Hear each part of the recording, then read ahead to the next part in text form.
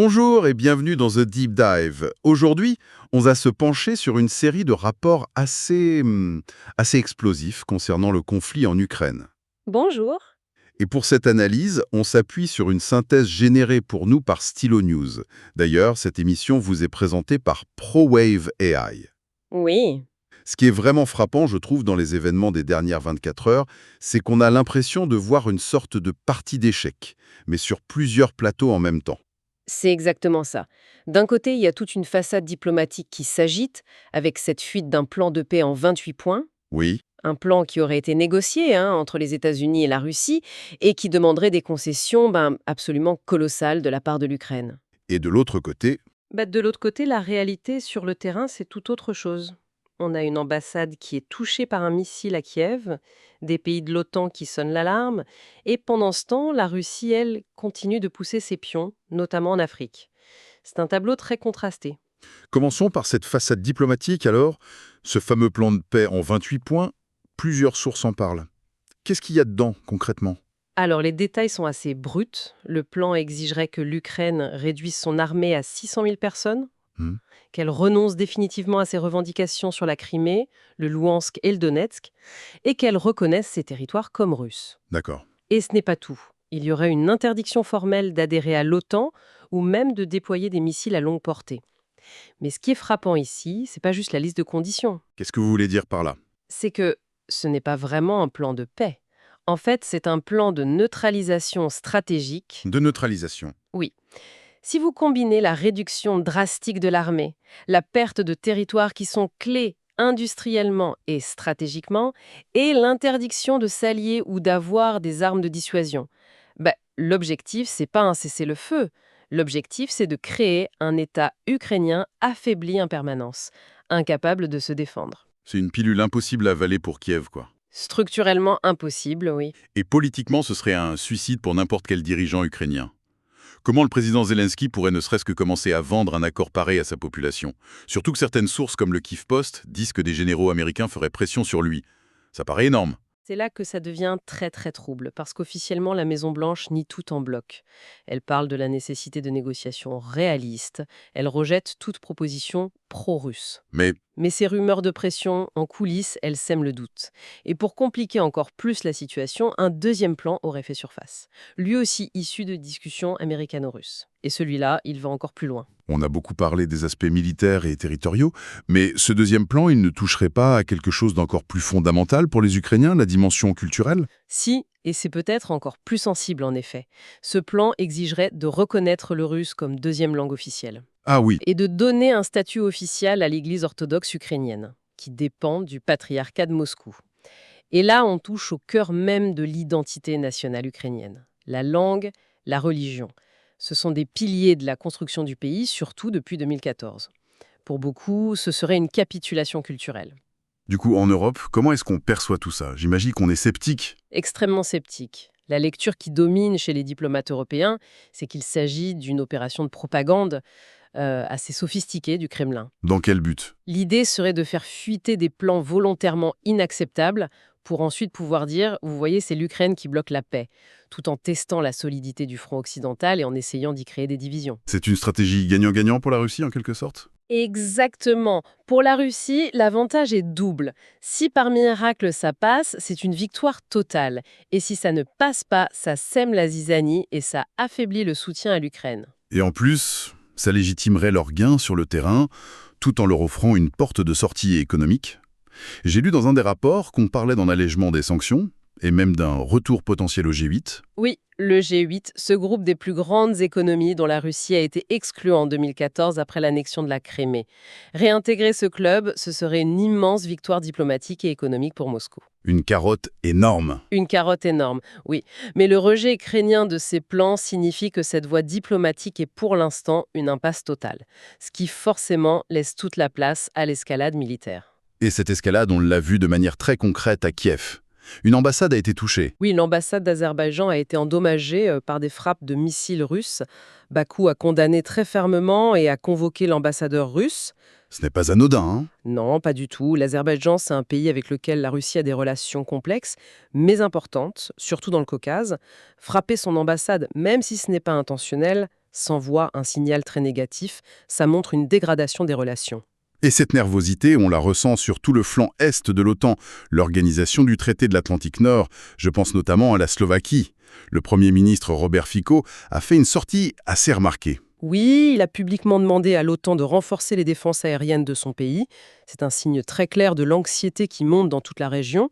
Mais ce qui est intéressant avec cette demande, c'est qu'elle est paradoxale. Paradoxal? C'est-à-dire, il demande des boucliers à l'OTAN tout en refusant de fournir des épées, si on veut, à l'Ukraine. C'est une position tenable, ça, à long terme, pour un pays de l'OTAN en première ligne. C'est toute la question, et ça illustre bien les lignes de fracture au sein même de l'Alliance. La position de Fico, en gros, c'est « protégez-nous, mais ne nous impliquez pas plus dans le soutien militaire direct à Kiev ». C'est une façon de se couvrir, en quelque sorte. Voilà, c'est une manière de chercher la protection de l'Alliance sans en assumer tous les coûts politiques et les risques d'escalade perçus. Et c'est une position qui inquiète beaucoup d'autres membres de l'OTAN qui, eux, prônent une ligne bien plus dure. En parlant de menaces aériennes, il y a la question des missiles ATACMS, fournis par les États-Unis à l'Ukraine. La Russie semble prendre ça très au sérieux, surtout après une frappe sur la ville de Voronej. Il faut bien comprendre l'enjeu des ATACMS. Ce ne sont pas de simples roquettes. Ce sont des missiles balistiques tactiques. Qui peuvent frapper loin derrière les lignes. Exactement. Leur portée permet à l'Ukraine de toucher des cibles à haute valeur ajoutée. Des centres de commandement, des dépôts de munitions, des bases aériennes. Chaque frappe qui réussit, c'est une épine logistique énorme pour l'armée russe. Et que disent les Russes? Leurs fameux systèmes S-400 peuvent les contrer? C'est ce qu'ils affirment. Les rapports de l'agence russe Izvestia disent en substance « On reconnaît leur précision, mais nos S-400 peuvent les intercepter ». C'est de la communication militaire classique. Complètement. La réalité, c'est qu'aucun système de défense n'est infaillible à 100%. C'est un jeu constant du chat et de la souris technologique. Chaque frappe réussie des ATCMS, ça met un peu à mal cette image d'invisibilité que la Russie essaie de projeter pour ses systèmes d'armes. Si on met tout ça bout à bout, les plans de paix qui sont en fait des ultimatums, la pression militaire constante, on comprend pourquoi certains membres de l'OTAN sont de plus en plus directs dans leurs avertissements. La Lituanie, par exemple, n'y va pas par quatre chemins.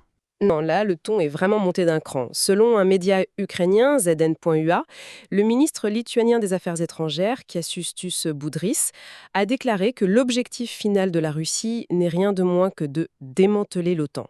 Démanteler l'OTAN, ce sont des mots extrêmement forts, hein? Très fort. Et ils ne sont pas choisis au hasard. Est-ce qu'on doit prendre ça comme une hyperbole pour secouer un peu les alliés ou comme une analyse vraiment réaliste de la stratégie russe à long terme? Probablement un peu des deux. C'est un appel au réveil. L'idée derrière cette déclaration, c'est de dire que la Russie ne s'arrêtera pas à l'Ukraine. Pour Moscou, l'OTAN, c'est l'adversaire principal. D'accord. Et donc, tout ce qui peut affaiblir la cohésion de l'Alliance, créer des doutes sur l'article 5, la clause de défense mutuelle, est une victoire stratégique. L'appel de Budrys, c'est de dire « arrêtons de penser en termes de simple endiguement et préparons-nous à une confrontation systémique plus longue ». Ce qui implique, évidemment, une augmentation massive des dépenses de défense. Et pendant que l'Europe est sur le qui-vive, la Russie, elle ne met pas tous ses œufs dans le même panier. Elle regarde très loin de ses frontières, en particulier vers l'Afrique. On a appris un accord avec le Togo. C'est une facette absolument cruciale de la grande stratégie russe. Et on aurait tort de la sous-estimer. L'annonce de l'ouverture d'ambassades réciproques entre Moscou et le Togo l'année prochaine, ce n'est pas une simple anecdote diplomatique. Non. Comme l'analyse The Moscow Times, c'est une pièce de plus dans un puzzle beaucoup plus vaste. Et quel est le but de ce puzzle? Comment ça s'articule? Il s'agit d'une stratégie asymétrique classique. Puisque la Russie est isolée en Occident, elle cherche activement à construire une coalition de partenaires non occidentaux. Et l'Afrique est un terrain de jeu prioritaire. Avec plusieurs objectifs, j'imagine? Oui, le but est multiple. Premièrement, trouver de nouveaux marchés pour contourner les sanctions. Deuxièmement, s'assurer des votes et un soutien diplomatique aux Nations Unies. Et troisièmement, et c'est peut-être le plus important, contrer l'influence occidentale et se poser en alternative, en partenaire qui ne vient pas donner de leçons sur les droits de l'homme. On a donc une sorte de front diplomatique qui s'ouvre très loin du front militaire ukrainien. Exactement. C'est une manière de créer un contre-pouvoir. Chaque nouvel accord, chaque Russian House qui ouvre en Afrique, c'est une façon de dire à l'Occident « Vous pouvez nous isoler chez vous, mais le reste du monde est grand, et nous, on y a des amis. » C'est une stratégie de long terme? Très long terme, oui, pour mitiger l'impact de l'isolement et se créer des leviers de négociation pour l'avenir. Le tableau global est donc celui d'une confrontation totale qui se joue sur tous les plans, militaire en Ukraine, politique au sein des alliances et diplomatique et économique à l'échelle mondiale. C'est exactement ça. Chaque événement, de la fuite d'un document à Washington à l'ouverture d'une ambassade à Lomé, est interconnecté. C'est ce qui rend la situation si complexe à déchiffrer. On a couvert beaucoup de terrain. Pour bien comprendre, toutes ces informations qu'on a analysées, elles proviennent d'une synthèse réalisée par Stylo News. Stylo News croise des dizaines de sources traditionnelles, des agences de presse russes, ukrainiennes, internationales, mais aussi les discussions sur les réseaux sociaux pour donner une vue d'ensemble. Ce qui est fascinant dans cette approche, je trouve, c'est qu'elle force à confronter les récits. On peut lire une dépêche de l'agence russe RIA Novosti qui célèbre une victoire tactique, et juste à côté, une analyse du Kiev Post qui en décrit les conséquences humaines pour l'Ukraine. Ça ne donne pas une vérité simple, mais ça donne une vision beaucoup plus complète de la complexité du conflit. Merci beaucoup de nous avoir écoutés. Et au-delà de tous ces événements, il y a une question de fond qui demeure, une question que tous ces rapports soulèvent implicitement. La discussion se concentre souvent sur qui avance ou qui recule sur le champ de bataille. Mais la vraie guerre, celle qui se joue sur le long terme, c'est peut-être celle de la résilience des alliances. La Russie, elle, parie activement sur le fait qu'elle pourra survivre à l'unité occidentale. Que les divergences de vues entre un pays comme la Lituanie, qui crie au loup, et un pays comme la Slovaquie, plus prudent, sont les premières fissures dans le barrage. La vraie question pour les mois à venir, ce n'est peut-être pas qui va gagner le prochain village, mais plutôt quelle coalition a la volonté politique la plus solide. C'est une réflexion à garder en tête. Une excellente perspective pour conclure. Pour des analyses comme celle-ci, alimentées par l'IA, vous pouvez vous abonner à Stylo News sur www.stylonews.com. Restez à l'écoute et suivez-nous sur vos réseaux sociaux préférés.